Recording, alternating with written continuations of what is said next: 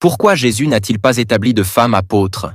Et pourquoi Paul interdit-il aux femmes d'enseigner dans l'Église? Malgré le fait que plusieurs femmes ont servi Jésus avec fidélité et ont soutenu son ministère, comme Marie de Magdala, Marthe ou encore Jeanne, Jésus n'a jamais établi une femme comme apôtre.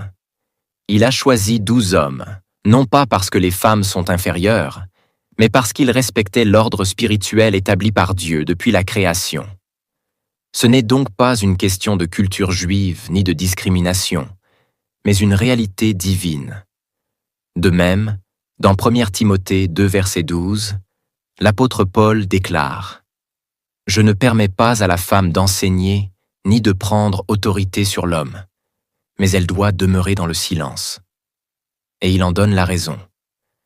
Adam a été formé le premier, puis Ève. Et c'est Ève qui a été séduite, pas Adam. Autrement dit, Dieu a donné à l'homme la responsabilité du gouvernement spirituel, tandis que la femme a reçu d'autres dons pour servir, édifier, prier, prophétiser, mais pas pour enseigner avec autorité dans l'assemblée. Être prophétesse, ce n'est pas être pasteur ni fondatrice d'église. Dans la Bible, plusieurs femmes ont prophétisé, comme Déborah ou les filles de Philippe. Mais aucune n'a dirigé une assemblée ni exercé le rôle d'ancien ou de berger spirituel. Prophétiser, c'est parler de la part de Dieu, mais ce n'est pas enseigner avec autorité sur une assemblée. Aujourd'hui, certaines femmes qui se disent « pasteurs » utilisent souvent Galates 3, verset 28 pour justifier leur position.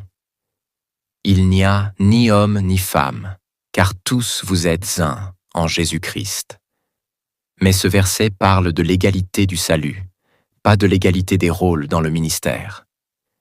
Elle cite aussi Déborah, Juge 4. Mais Déborah n'était pas pasteur, ni apôtre, et son rôle était exceptionnel, dans un contexte de crise spirituelle.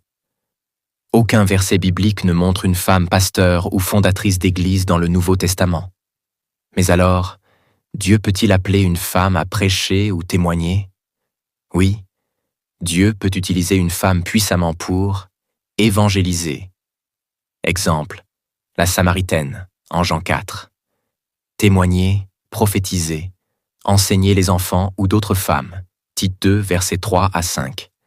Prier avec puissance, mais pas pour exercer l'autorité pastorale sur une assemblée d'hommes et de femmes, selon les normes bibliques.